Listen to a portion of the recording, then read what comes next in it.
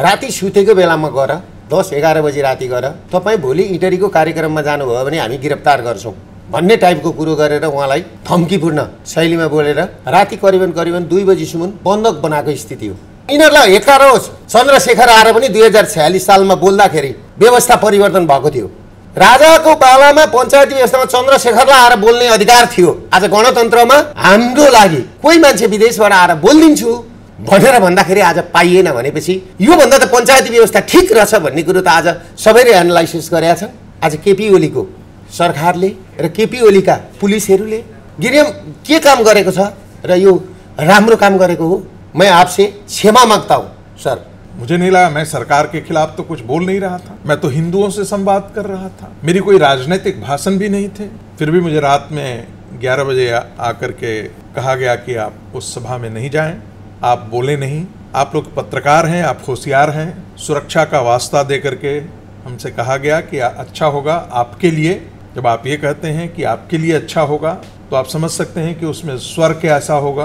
कहा गया कि आप उनकी सभा में नहीं जाएं, वो सरकार के खिलाफ हैं। मैं नहीं जानता कि ये सरकार के खिलाफ हैं या नहीं है मुझे, लेकिन लोकतंत्र है तो कम से कम बोलने की आज़ादी तो होनी चाहिए थी। लोकतंत्र में हिंदुओं की बात करना कहाँ से गलत है? क्या आप अपनी पूरी सांस्कृतिक विरासत और सारे सांस्कृतिक वैभव को नष्ट कर देना चाहते हैं? क्या आप चाहते हैं कि चर्च का इतना बोलबाला हो कि कल जाकर के, या इस्लाम का इतना बोलबाला हो कि कल आपकी बहन और भगनी उन रास्तों से गुजरने में डर लगे? क्या आप चाहते हैं कि यहाँ गौ मांस बनाया जाए? यदि इस देश का पंथांतरण हुआ तो न ये देश बचेगा न आपकी जाति बचेगी। आपके शास्त्र सुरक्षित नहीं रहेंगे, आपके सांस्कृतिक वैभव सुरक्षित नहीं रहेंगे। नमस्कार पत्रकार मित्रहरू, यहाँ खास चाहिँ तपाईहरुलाई एउटा जरुरी जानकारी गराउनु पर्ने भएकोले यहाँ इमर्जेन्सी पत्रकार सम्मेलन गरिएको छ। खास गरेर आज 12 गते कार्तिक 12 गते हामीले इटरीमा कार्यक्रम, सुनसरीको इटरीमा कार्यक्रम राखेका थियौँ कोशी अञ्चलमा। त्यो कार्यक्रमको लागि दिल्ली युनिभर्सिटीबाट डाक्टर सङ्केत रागी हाम्रो पाहुनाको रूपमा, प्रमुख अतिथिको रूपमा, उहाँ हिन्दूवादी चिन्तनको व्यक्ति भएकोले उहाँलाई हामीले प्रमुख अतिथिको रूपमा आमन्त्रण गरेका थियौँ र उहाँ हिजो बेलुका मात्रै हाम्रो निम्तोलाई स्वीकारेर उहाँ हिजो बेलुका 4 बजी हाम्रो हस्पिटलमा आइपुग्नु भयो। 5 बजी हामीले साधारण कुरा गरेर चाहिँ तपाईको चाहिँ युट्युबमा गइसकेपछि उहाँलाई राति सुतेको ठाउँमा पुलिसहरूले गएर यहाँ बिर्तामोडको डिएसपीको कमान्डमा 15-16 जना पुलिसहरू गएर अतिथि देवो भव, अतिथि भनेको हाम्रो भगवान हो नि, राति सुतेको बेलामा गएर 10-11 बजी राति गएर तपाईँ भोलि इटरीको कार्यक्रममा जानुभयो भने हामी गिरफ्तार गर्छौँ भन्ने टाइपको कुरो गरेर उहाँलाई धम्कीपूर्ण शैलीमा बोलेर राति करिबन 2 बजीसम्म बन्धक बनाएको स्थिति हो। र म के भन्न चाहन्छु भने यही ठाउँमा मैले दुबईको राजकुमारलाई पनि ल्याएको थिएँ र दुईटा देशको हामीले नेसनल एन्थम, नेसनल भनेको हुन्छ नि राष्ट्रिय गान बजाएका थियौँ। त्यो म सम्झिँदै गर्दा मैले मेरो पाहुनालाई लिएर गएर, हाम्रो पाहुनालाई लिएर गएर इटरीमा हैन दुईटै देशको राष्ट्रिय गान पनि बजाउँ र उहाँहरु भनेको एउटा चाहिँ दिल्ली युनिभर्सिटीको प्रोफेसर भएकोले र राजनीतिक शास्त्रको विज्ञ भएकोले उहाँबाट हामीले केही कुरा सिकौँ बुझौँ र वैदिक सनातन धर्म सापेक्ष मुलुक हाम्रो भएकोले हामीले हिन्दुत्वलाई कसरी अघि बढाउने ज्ञान गुणका कुरा लियौँ र बुझौँ र यो देशमा अहिले जुन हिसाब किताबले यो बढिरहेछ नि एउटा तस्करहरूको कुरा ल्याउँछ भनेर हामीलाई त्यहाँ एलइडी पनि लाउन दिएन। हामीलाई यति दबावमा राखेर चाहिँ केपी सरकारले यो काम गरिरहेछ र हामी के भन्न चाहन्छौँ भने यो नेपाल भनेको भारते महाभारते खण्ड उत्तर देशे नेपाल खण्डे हिमवत क्षेत्र भगवानहरूले बास गरेको ठाउँ हो। यहाँबाट जति पनि पानी भगवानले बास गरेको ठाउँबाट पानी बगेर जान्छ नि, भारतमा गइसकेपछि गङ्गा बन्छ। र अयोध्याका श्री रामचन्द्र, महापुरुष रामचन्द्रले हाम्री ममतामय छोरी सीतालाई बिहा गरेर राम हाम्रा ज्वाइँ हुन्। भारत र हाम्रो सम्बन्ध भनेको रोटी बेटीको सम्बन्ध हो। यस्तो कुरालाई बिर्सिएर आज केपी ओलीको सरकारले र केपी ओलीका पुलिसहरूले गिरियम के काम गरेको छ र यो राम्रो काम गरेको हो। त्यसले गर्दाखेरि जुन कार्यक्रमको लागि उहाँ शोभा बढाइदिन, हामीलाई हौसला बढाइदिन आउनुभएको थियो, म हृदयदेखि उहाँलाई त्यहाँ लान नपाउँदा पनि म क्षमा चाहन्छु देशको तर्फबाट, नेपाली नागरिकहरूको तर्फबाट। मैं आपसे क्षमा मांगता हूँ सर, आपसे मैं शर्मिंदा हूँ। म क्षमा माग्दै अब आउने रणनीति कस्तो हुन्छ, अब व्यवस्था कसरी परिवर्तन गर्ने। हिजो उनीहरूलाई हेकारोस् चन्द्रशेखर आएर पनि 2046 सालमा बोल्दाखेरि व्यवस्था परिवर्तन भएको थियो। राजाको पालामा पञ्चायती व्यवस्थामा चन्द्रशेखरलाई आएर बोल्ने अधिकार थियो। आज गणतन्त्रमा हाम्रो लागि कोही मान्छे विदेशबाट आएर बोलिदिन्छु भनेर भन्दाखेरि आज पाइएन भनेपछि योभन्दा त पञ्चायती व्यवस्था ठिक रहेछ भन्ने कुरो त आज सबैले एनालाइसिस गरेका छन्। त्यसले गर्दाखेरि म उहाँसँग सम्पूर्ण भारतवासीहरूसँग माफ माग्दै क्षमा चाहँदै म उहाँलाई केही कुरा राख्दिनको लागि यो माइक हस्तान्तरण गर्दछु। नमस्ते। मुझे जानकारी थी कि विगत कई वर्षों से दुर्गा जी इस देश को फिर से हिंदू राज्य इस देश में स्थापित हो, ये देश हिंदू राज्य बने, इसके लिए पूरे अभियान चला रहे हैं। और मैं भी बहुत गंभीरता से इस अभियान को गति देना चाहता था और अपने हिंदू भाइयों से संवाद करना चाहता था। जैसा कि दुर्गा जी ने कहा, हमारा संबंध दो देशों का नहीं है। हम स्वतंत्र देश जरूर हैं, लेकिन हमारी आत्मा एक ही है। हिंदुत्व की वो धारा है, हिंदुत्व की वो सारी चेतना है, सांस्कृतिक बोध है, यही भारत और नेपाल को सिंचित करती है।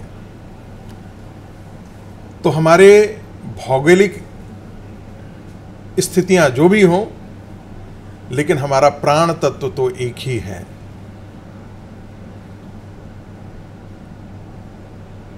और अतीत से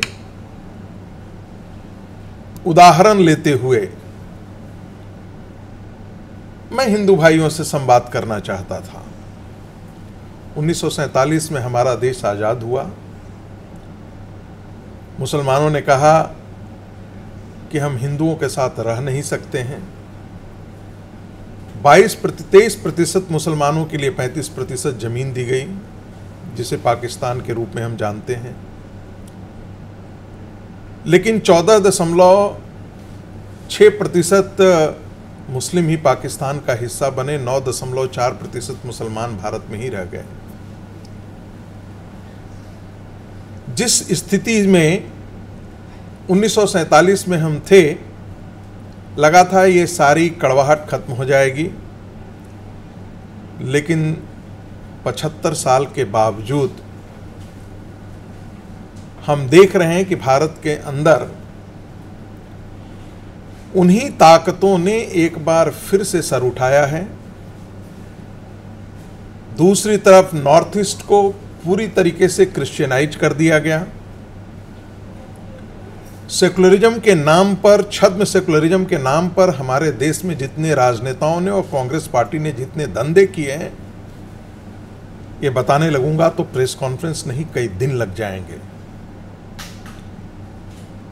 और जब राजशाही को खत्म किया गया और लोकतंत्र लाया गया तो नेपाल के लोगों ने बहुत इसे जोरदार तरीके से इसका स्वागत किया। हालांकि मैं जानता हूं कि एक बहुत बड़ा पक्ष था जो नहीं चाहता था जिस प्रकार से रूप में ये आया, लेकिन ऐसा क्या हुआ है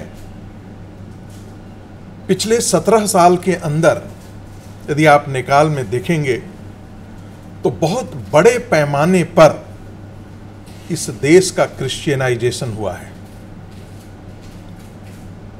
पहले इस देश में जो चर्चों की संख्या थी वो गिने चुने, आप उन्हें अंगुलियों पर गिन सकते थे। कोई कहता है 7 था, कोई कहता है 10 था, कोई कहता है 11 था, 20 भी मान ले, 25 भी मान ले, फिर भी कह सकते हैं कि वो गुने चुने थे। आज इस देश में 24,000 से ज्यादा चर्च खड़े हो गए हैं। मदरसे कुकुरमुत्ते की तरह फैल रहे हैं। क्रिश्चियनों की संख्या स्वाभाविक तौर पर बहुत बड़े पैमाने पर यहां पर कन्वर्जन अभियान जारी है। मुझे जो जानकारी मिली है कि नेपाल के अंदर हर साल लाखों लोग क्रिश्चियनिटी में कन्वर्ट करवाए जा रहे हैं। वो हो नहीं रहे हैं, करवाए जा रहे हैं। पैसे पर उनके धर्म को खरीदा जा रहा है। और ये पैसा कहां से आता है? मित्रों, ये जितने क्रिश्चियन कंट्री हैं, यहां से इनकी बहुत बड़ी फंडिंग होती है, साजिश के तहत फंडिंग होती है। जब धर्म बदलता है तो राष्ट्रीय बोध भी बदलता है, सांस्कृतिक बोध भी बदलता है। और यह मत भूलिए कि भारत की सीमाएं एक समय ईरान तक थीं। जिस अफगानिस्तान को आप देख रहे हैं वह कभी गांधार प्रदेश हुआ करता था, गांधारी आती थी हमारे यहां से। वो पुण्य कन्याओं में जिनका हम स्मरण करते हैं हिंदू सनातन चेतना में, आज अफगानिस्तान में न तो एक मंदिर बचे हैं, न ही हमारे गुरुद्वारे बचे हैं। पाकिस्तान के अंदर हजारों हमारे मंदिर थे जिन्हें ध्वंस कर दिया गया है, तोड़ दिया गया है।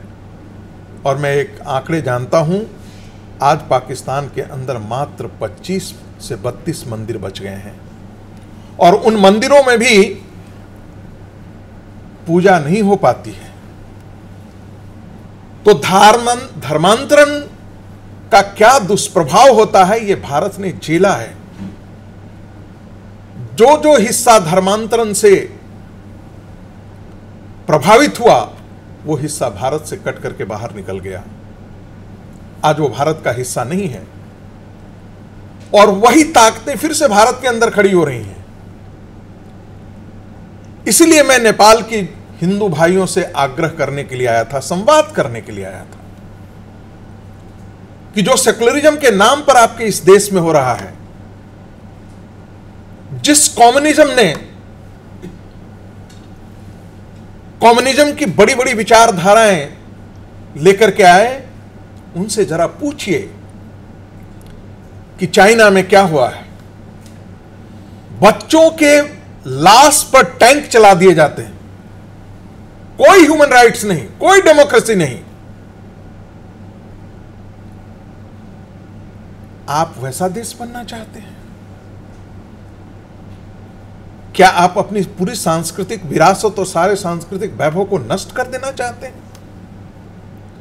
क्या आप चाहते हैं कि चर्च का इतना बोलबाला हो कि कल जाकर के, या इस्लाम का इतना बोलबाला हो कि कल आपकी बहन और भगनी उन रास्तों से गुजरने में डर लगे? क्या आप चाहते हैं कि यहां गौ मांस बनाया जाए, गाय का मांस लोगों को खिलाया जाए, जो नॉर्थ ईस्ट के अंदर भारत में होता है? इन खतरों के प्रति मैं हिंदू समाज को आगाह करना चाहता था।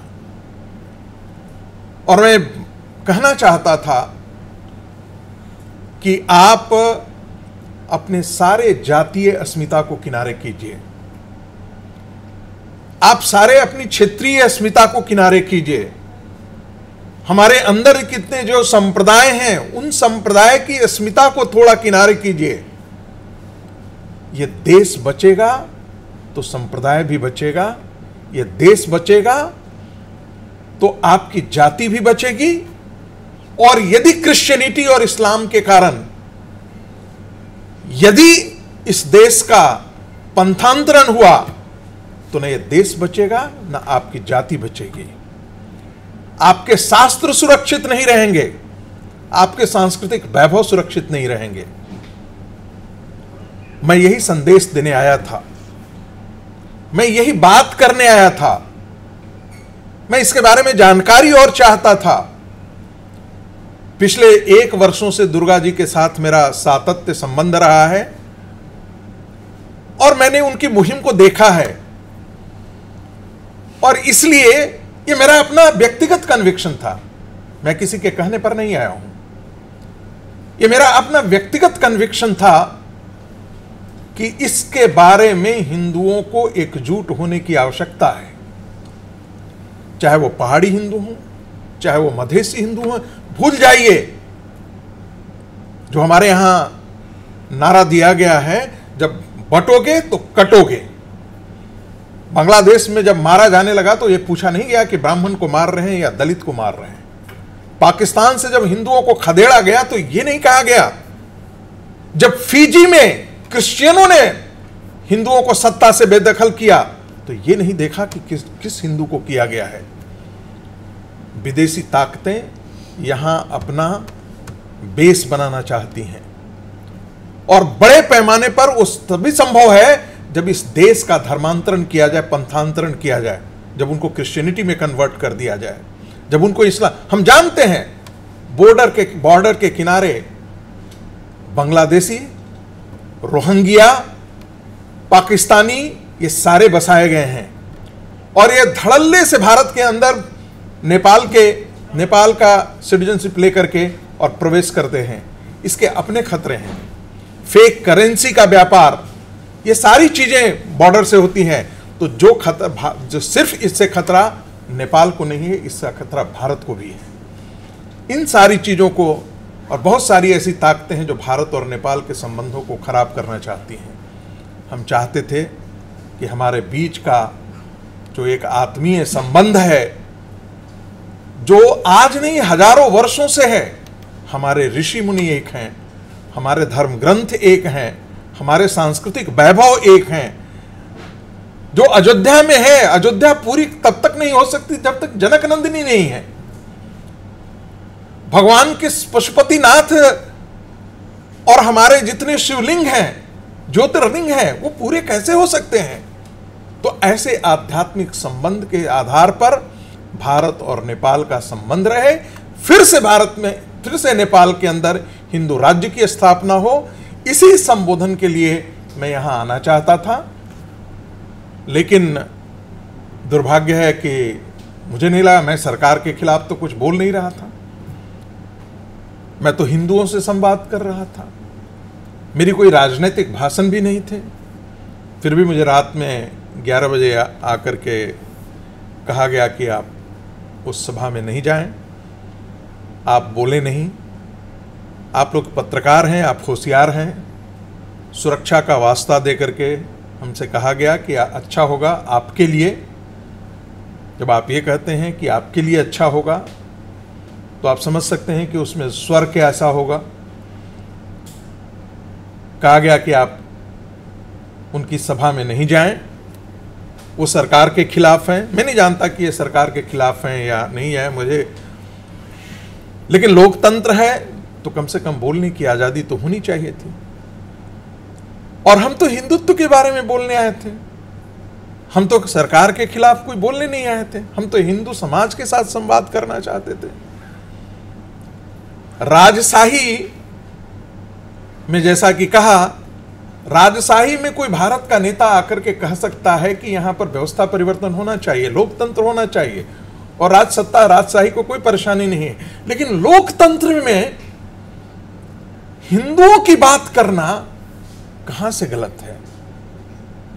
ये तो नेपाल की जनता तय करेगी। वो सोचेगी कि हमारा भविष्य किधर जा रहा है, हम किस दिशा में बढ़ रहे हैं। मुझे लगता है कि ये वो घड़ी है जब उनको सोचना चाहिए। हिंदू जनजागरण इस देश में करने की फिर से आवश्यकता है। जितने साधु, सन्यासी, मठ, मंदिर, ये सारे एक साथ खड़े हों और फिर से हिंदुत्व की पताका लहराए इस देश में। ऐसी शुभकामनाओं के साथ मैं अपनी वाणी को विराम देता हूं। सर, आपको कल शाम 11 बजे कौन आया था रोकने के लिए? देखिए, मैं नाम तो याद नहीं है मुझे, लेकिन पुलिस के एक वरिष्ठ अधिकारी थे जो होटल में आए और मैंने उनसे कहा कि मैं नीचे आकर के बात कर लेता हूं आपसे। अतिथि देवो भव हमारे संस्कार रहे हैं, लेकिन रात को 11 बजे आना है तो गलत बात है ना सर? मैं भी थोड़ा हैरान था कि मैं कोई अपराधी तो हूं नहीं, मैं तो एक यूनिवर्सिटी का प्रोफेसर हूं। मेरा इतना ही एक ये अपराध है कि मैं भारत में भी बड़े खुले तौर पे बोलता हूं और दुनिया के जिस देश में भी जाता हूं अपने मन की बात करता हूं। यहां भी अपने मन की बात करने आया था। जो हिंदुओं की दशा है उस पीड़ा से मैं दुखी था और मुझे लगा है कि जब एक मंच है जो इस प्रकार से लड़ाई लड़ी जा रही है, मैं उस लड़ाई में गिलहरी की तरह यदि थोड़ा सा भी अपना अंशदान कर सकूं तो मेरा जीवन सार्थक होगा। इसी उद्देश्य से मैं आया था। और बाद में फिर एक और वरिष्ठ अधिकारी का फोन आया। जब वो पुलिस अधिकारी जब हमारे होटल के कमरे में थे, उस समय उनका फोन आया, कहा आपकी सुरक्षा। तो मैं ब्यूरोक्रेसी पढ़ाता हूं तो इसलिए इतना मुझे जानकारी है कि आपकी सुरक्षा, मेरी सुरक्षा को कोई खतरा नहीं था। ये कहने का लहजा होता है ब्यूरोक्रेसी का। आपके सुरक्षा के लिए बोला कि वो लोग डर गया? अब ये तो मैं नहीं जानता कि वो क्यों इससे परेशान हुए। क्या इस देश का प्राण तत्व तो हिंदुओं से, जिसे दुनिया में एक ही राज्य हिंदू राज्य है, उसको भी खत्म कर दिया गया? क्या क्रिश्चियन वर्ल्ड ने कभी वेटिकन को कहा कि तुम सेकुलर बन जाओ? कभी चर्च को कहा कि तुम सेकुलर बन जाओ? चर्च ने क्या दुनिया में क्रुएल्टी की है? क्या दुनिया को नहीं पता है कि क्रूसेड्स क्या होता है? पूरे यूरोप को क्रिश्चियनाइज कैसे किया गया? ताकत के बल पर किया क्या? क्या विचार और आत्मा की परिवर्तन के आधार पर किया गया? क्या नहीं।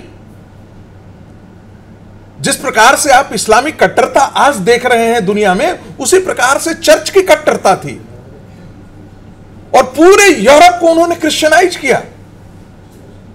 जो नहीं हुआ धमकी से कहा, सत्ता के सहारे किया, बलपूर्वक किया। कभी वेटिकन है, वेटिकन तो एक देश है। यदि इस सेकुलरिज्म को जितने ये यूरोप की ताकतें हैं, यूरोपियन यूनियन है या उसके जितने बड़े देश हैं, यदि उनको सेकुलरिज्म की इतनी ही चिंता है तो कुवैत को क्यों नहीं कहते हैं कि तुम सेकुलर हो जाओ? सऊदी अरब को क्यों नहीं कहते हैं कि राज सत्ता से हट जाओ, वहां डेमोक्रेसी लाओ? लेकिन इनसे तेल का व्यापार करेंगे, इनके यहां अपने सैनिक बेस बनाएंगे, इनके संसाधनों का शोषण करेंगे। वही उनका काम है। भारत यहां के नेपाल के अंदर आप जानते हैं यूरेनियम का बहुत बड़ा संसाधन है, कॉपर का बहुत बड़ा संसाधन है। आने वाली दुनिया जो है वो जल के, कहा जा रहा है कि जो तृतीय विश्व युद्ध होगा वो जल स्रोत को लेकर के होगा। हिमालय बहुत बड़ा जल स्रोत है, नेपाल बहुत बड़ा जल स्रोत का ये है। ये सारे आपके संसाधनों पर कब्जा करने का कहीं विदेशी और विधर्मी षड्यंत्र तो नहीं है नेपाल के अंदर? और यहां के लोग क्या उस षड्यंत्र में शामिल तो नहीं है? ये नेपाल की जनता को सोचना है। सर, आपने कहा है कि मैं हिंदुत्व को जगाने के लिए आया हूँ, इससे आपको स्वागत भी है नेपाल में। पर एक बात मैं कहना चाहता हूँ, हमें जानकारी में आए हैं आप केवल हिंदूवादी चिंतक ही नहीं, आप तो जो भारतीय प्रधानमंत्री मोदी जी हैं उनको भी नहीं, मैं राजनीतिक बात ये सब नहीं है। मैं किसी का कोई नज़दीकी, किससे नज़दीकी हूँ किससे नहीं, ये मेरा ये मैं शुद्ध रूप से एक प्रोफेसर के नाते, एक हिंदू चिंतक के नाते मैं यहाँ आया हूँ। किसी संगठन का प्रतिनिधित्व मैंने नहीं किया है, ये मैं बहुत खुले तौर पर कह रहा हूँ, ये जानबूझ करके बहुत खुले तौर पे कह रहा हूँ। मैं एक हिंदू चिंतक के नाते दुर्गा प्रसाद जी के बुलावे पर मैं यहाँ बोलने आया हूँ, और मुझे अपनी पीड़ा है नेपाल को लेकर के, भारत को लेकर के, क्योंकि नेपाल यदि खतरे में है तो भारत भी खतरे में है। मैं उस चीज को समझते हुए राजनीति शास्त्र के विद्यार्थी हूँ, मैं इंटरनेशनल पॉलिटिक्स भी पढ़ाता हूँ, पढ़ा भी हूँ, इसका अध्ययन भी है। इस चिंतन के सहारे और सांस्कृतिक राष्ट्रवाद के चिंतन के सहारे, उस प्रेरणा से प्रेरित होकर के मुझे पता है, उसी कारण से मैं यहाँ पर आया। जी की कौन सी ये स्वभाव आनी बानी ये है कि आपको उनको बुलाने पे आप नेपाल आए? क्या देखिए, मैं ये तो नहीं कहूँगा कि मैं बहुत सारी चीज़ें जानता था, लेकिन पिछले 1 साल 1.5 साल से सातत्य इनसे के साथ मेरा संबंध रहा है। कई चीज़ें इन्होंने मुझे दी हैं, कई जानकारियाँ इन्होंने दी हैं। उन तथ्यों को मैंने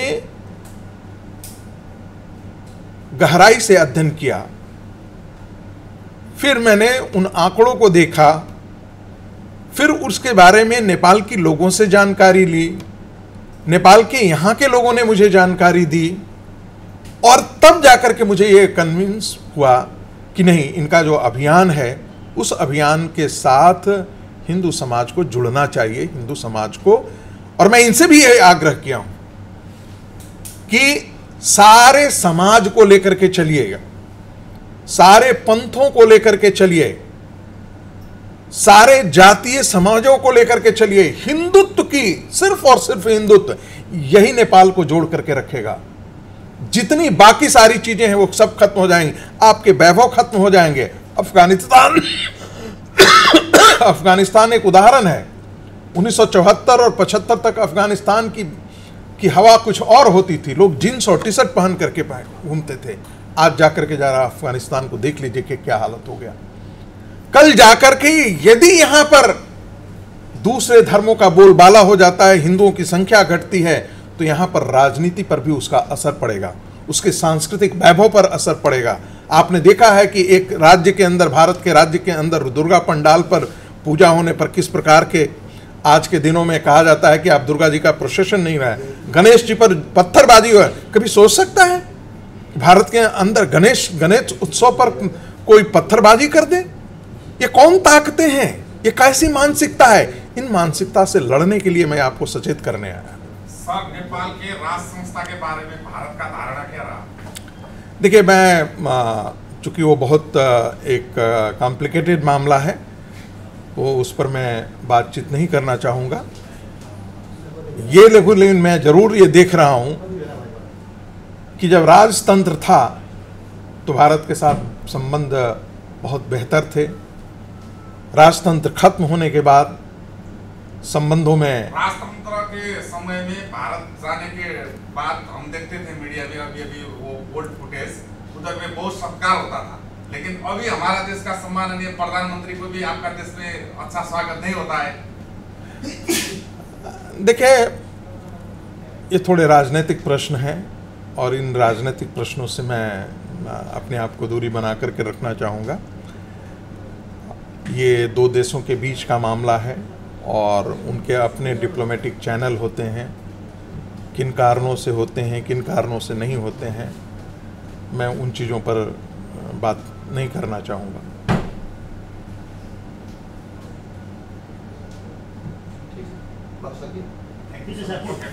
थैंक यू, बहुत बहुत धन्यवाद। तयारी हो, यहाँ भव्य तयारी देखियो इटहरीमा।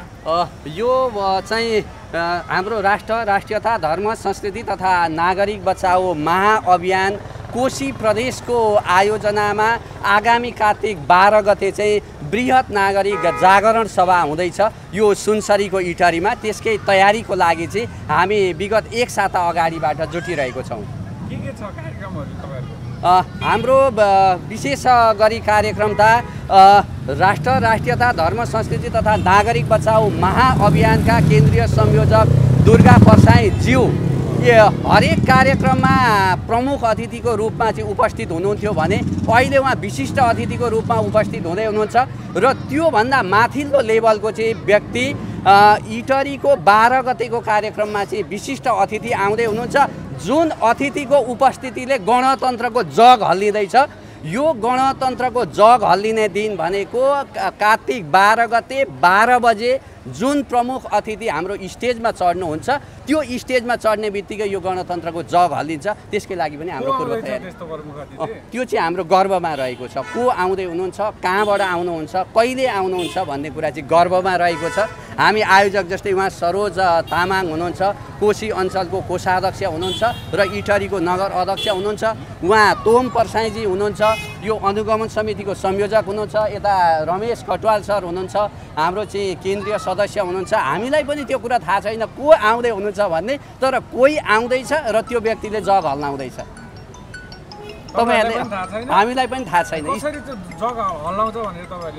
अब त्यो चाहिँ हामी त्यसै दिन उहाँको व्यक्तित्व, त्यो राष्ट्रबाट आउने व्यक्ति, त्यो पोडियमबाट आउने व्यक्ति, त्यो उचाइबाट आउने व्यक्तिको प्रस्तुतिले नै यो व्यवस्थाको जग हल्लिँदैछ। जस्तो अब तपाईँहरूले भोलिको पर्सिको कार्यक्रमपछि व्यवस्थाको जग हल्लिन्छ। हजुर हो हो हो। तपाईँहरूले अब कतिको इन्टरभ्यूहरू हेर्नुभयो कि भएन नेकपा एमालेका नेताहरूको? दुर्गा परसाई अब पक्राउ पर्दै हुनुहुन्छ चाँडै नै भन्ने छ। सम्भवतः स्टेज चढ्न नदिने सम्भावना पनि त्यो सरकारको दमन हो। सरकारले हतोत्साही गर्छ। त्यो सरकारको तर्फबाट आउने ती कुराहरूलाई हामीले स्वाभाविक रूपले लिएको छ। दुर्गा परसाई पक्राउ हुनै नहुने व्यक्ति होइन। हिजो अस्ति पनि भर्खर पक्राउ परेर हिरासतबाट निक्लिनु परेको छ। ठिकै छ नि, पटक पटक पक्राउ पर्नलाई हामीले नागरिकको रक्षाको लागि, देश र जनताको रक्षाको लागि कर्म गरे बापत दुर्गा परसाई मात्रै होइन, हामी दुर्गा परसाईका समस्त अभियन्ता पक्राउ दिन तयार छौँ। हामीले कहाँ गल्ती गरेको छौँ, कहाँ कमजोरी गरेको छौँ, दुर्गा परसाईले कोठीबाट 300 चेलीहरूलाई उद्धार गरेर ल्याउनु गलत गर्यो कि, फाँसीमा झुन्ड्याइएका मृत्युदण्ड दिन लागेका 5 दर्जन भन्दा बढी नेपालीलाई 15 लाखदेखि 50 लाख रुपियाँसम्म पैसा तिरेर देशमा ल्याउनु दुर्गा परसाईले गलत गरेको हो कि, कोठीमा परेर नारकीय जीवन बिताइरहेका छोरीहरूको उद्धार गर्नु गलत गरेको थियो कि, विदेशमा गएर खाडीमा गएर कामको सिलसिलामा विदेश पुगेका नेपाली दाजुभाइ दिदीबहिनीका डेड बडी उठाएर ल्याउन गलत गर्यो। के कुरामा गलत गर्यो? प्रमाणसहित दुर्गा परसाईलाई पक्राइदियोस्। दुर्गा परसाईलाई मात्रै होइन, हामी पनि पक्राउ दिनको लागि, हामी अभियन्ता पनि दुर्गा परसाईको साथसाथै पक्राउ दिनलाई तयार छौँ। जस्तो सरकार विरुद्ध र गणतन्त्र विरुद्ध दुर्गा परसाई अराजक हुनुभयो भन्ने किसिमका भाष्यहरू सिर्जना भइरहेछ। नेकपा एमाले चाहिँ पूर्ण रूपमा चाहिँ अब दुर्गा परसाईलाई पक्राउ गर्नको लागि तयारी भएको सरकार भनेर आइरहेको छ भने अर्को तर्फ चाहिँ पर्सि स्टेजबाटै दुर्गा परसाईलाई च्याप्प समातेर लग्यो भने तपाईँहरू के गर्नुहुन्छ? यहाँ अब यो पर्सि 12 गतेको कार्यक्रममा करिब 1.5 लाख भन्दा बढी जनताको चाहिँ उपस्थिति हुँदैछ।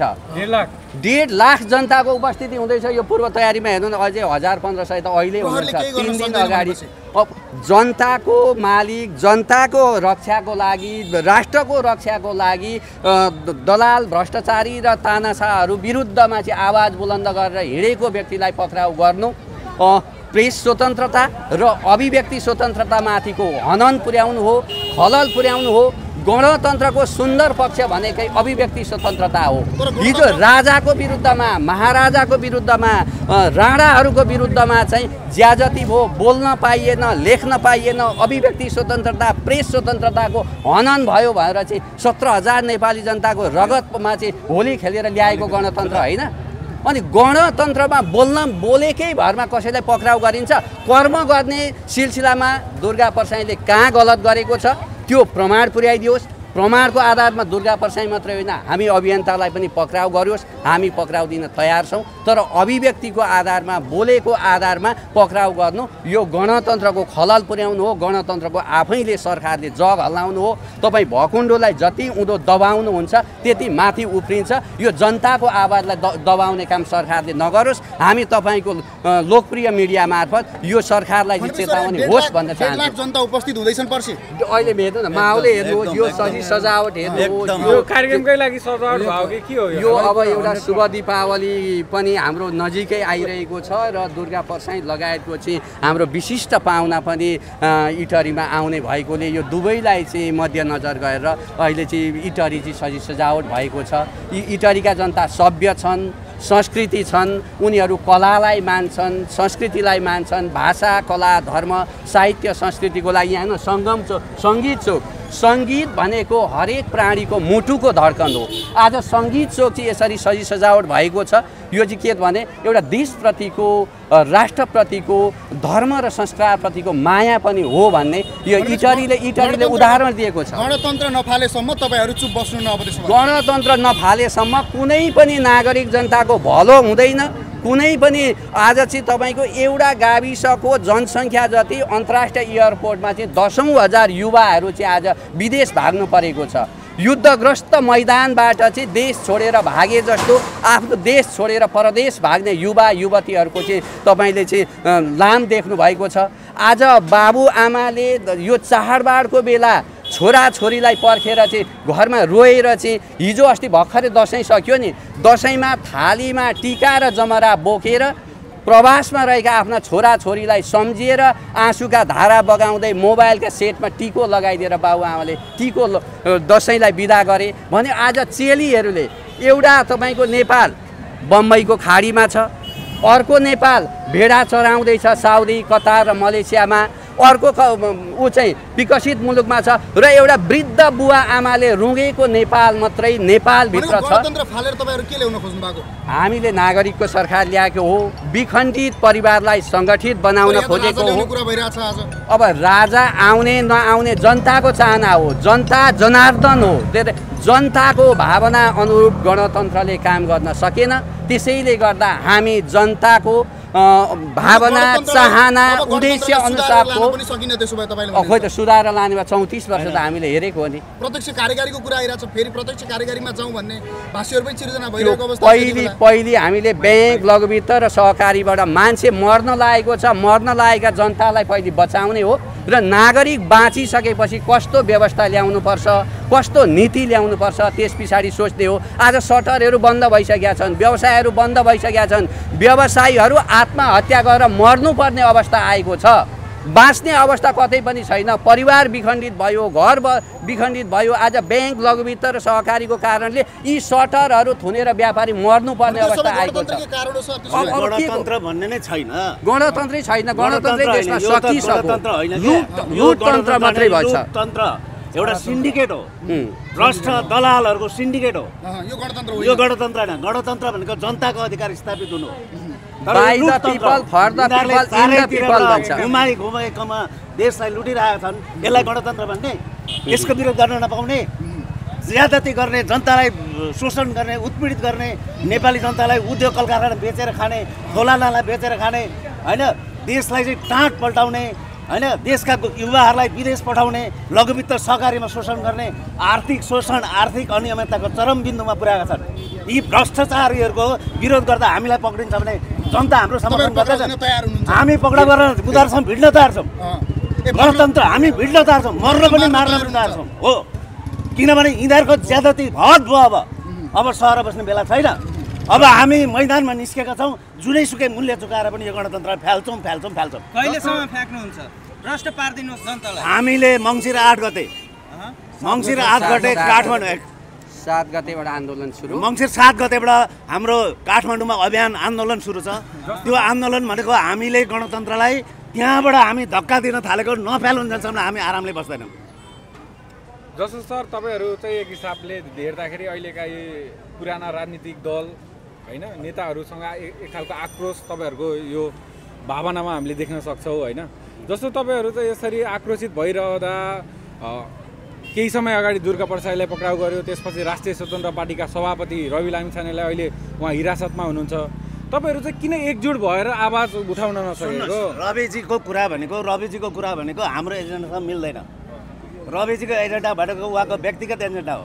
उहाँलाई लागेको अभियोग भनेको उहाँले चाहिँ एउटा के भने सहकारी लुट्नु भएको छ, सहकारी ठग्नु भएको छ, सहकारीमा उहाँले चाहिँ पैसा लुट्नु भएको छ भन्ने अभियोगमा उहाँ जानुभएको जेल हो।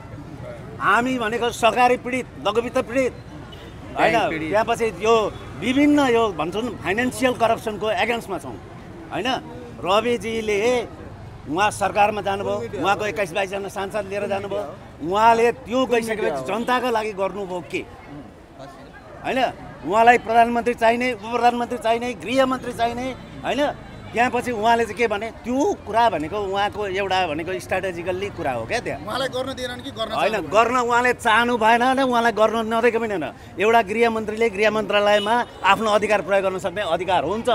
उहाँले भ्रष्टाचारीको विरुद्धमा आवाज उठाउन सक्नु किन भएन भने आयो त आरसुदेवलाई पक्राउ गर्न थालेपछि त्यो कुरा थियो उहाँले गफ थियो, एकदम फगत गफ उहाँको, त्यो फगत गफ थियो।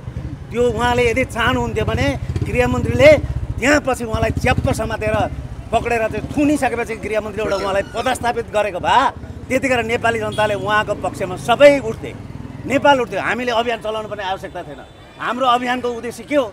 देशमा भएको अराजकतालाई, यी भ्रष्टाचारी नायकहरूलाई होइन, यी भ्रष्टाचारका नायकहरूले जुन सिन्डिकेटको रूपमा देशलाई चाहिँ तपाईँहरूको अभियानको सुरुवात त राष्ट्र संस्था पुनर्स्थापनाको एजेन्डाबाट भएको थियो सुरुवाती चरणमा। यी सबै कुरा 12 गते हामी प्रश्न पार्नेछौँ र अहिले भने तपाईँको लोकप्रिय मिडिया मार्फत सबै ब्याङ्क, लघुवित्त र सहकारी पीडित, यो देशमा रोजगारीको लागि अवसर नपाएका तमाम युवा वर्गहरू, आमा बुबा, दाजुभाइ, दिदीबहिनी जो राज्य व्यवस्थाबाट शोषित पीडित हुनुहुन्छ, सबैलाई यी सबै कुरामा प्रष्ट हुनको लागि 12 गते म भनिहाल्छु, 12 गते तपाईँको चाहिँ इटहरीको म्याजिक स्ट्यान्डमा, पश्चिम म्याजिक स्ट्यान्डमा उपस्थिति भइदिनको लागि हामी आयोजक परिवारको तर्फबाट सबैलाई हृदयदेखि हार्दिक आह्वान गर्दछौँ। जस्तो तपाईँहरूले यो सस्पेन्स राख्नुभयो कि प्रमुख अतिथि को होला भन्ने हिसाबले, तपाईँहरूको संयोजक दुर्गा प्रसाईले चाहिँ अब म नरेन्द्र मोदीलाई नेपाल लिएर आउँछु भन्नुभएको थियो, कतै